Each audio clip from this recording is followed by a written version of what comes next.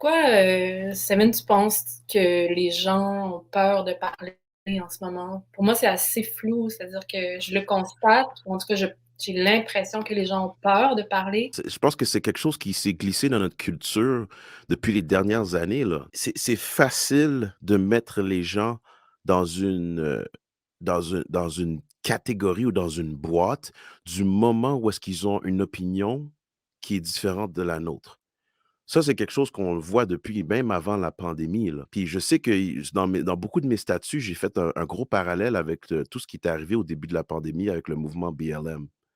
Moi, j'ai vécu les répercussions par rapport à ça dans ma communauté, où est-ce que les gens étaient tout d'un coup devenus super radicales sur tout ce qui avait rapport avec les notions de les dynamiques entre les races, puis le racisme systémique, puis tout ça, mais ils étaient venus radicaux, puis c'était toute une question d'émotion, où est-ce qu'on prenait même plus le temps de vraiment s'asseoir, de laisser la poussière tomber, puis de voir comment qu'on allait comme passer à travers tout ça, comment qu'on allait justement avancer. Moi, j'ai des personnes encore là qui m'envoyaient des inbox et disent: «Wow, wait a minute, j'ai seulement dit ça et là, je me fais dire que blablabla», je me fais attaquer par rapport à ma position et je me fais traiter de white supremacist, bang, bang, bang, bang. On est tellement rapide pour lancer des tags aux gens par rapport à leur position puis leurs views, que ça crée ce genre de climat-là où est-ce que les gens ne veulent plus parler. Et ça a débuté bien avant la pandémie. Donc, je pense qu'on était juste en train de vivre les conséquences de tout ça. Tu sais.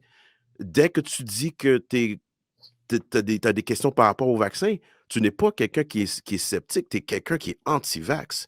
Si tu as des questions par rapport aux enfants qui font de l'éducation physique pendant 1 heure de temps, ils gardent leur masque en pleine face, puis tu dis que ça fait aucun bon sens, ben tu es un anti-masque. Donc, on crée justement ces catégories-là où est-ce qu'on shove les gens dedans du moment où est-ce qu'il y a une opinion, t'es raciste, t'es anti-vax, t'es white supremacist, t'es transphobe, t'es homophobe, t'es this, t'es that, bang, bang. Fait qu'est-ce qui arrive, c'est qu'on crée un climat où est-ce que les gens ne veulent plus s'exprimer.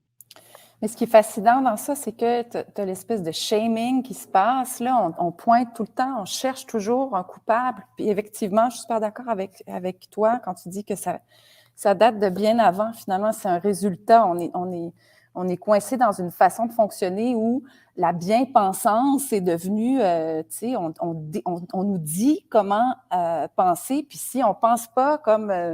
de telle façon, ben exactement comme tu dis, on se fait traiter de tous les noms. Puis, en fait, tu prends un pas vers l'arrière puis tu regardes un peu avec perspective, moi, je trouve que c'est de la manipulation, tout ça, tu sais. Peu importe c'est quoi le sujet, finalement, c'est on te laisse pas penser par toi-même, puis on te dit, tu es comme ça, si tu penses comme ça fait de toi une personne comme ça. Il n'y a aucune nuance, en fait. Tout est blanc ou noir, on peut plus questionner. Et puis effectivement, oui, je suis super d'accord avec toi, Seven, quand tu dis ça, que le terrain était déjà prêt, en fait, pour nous taire, peu importe le sujet.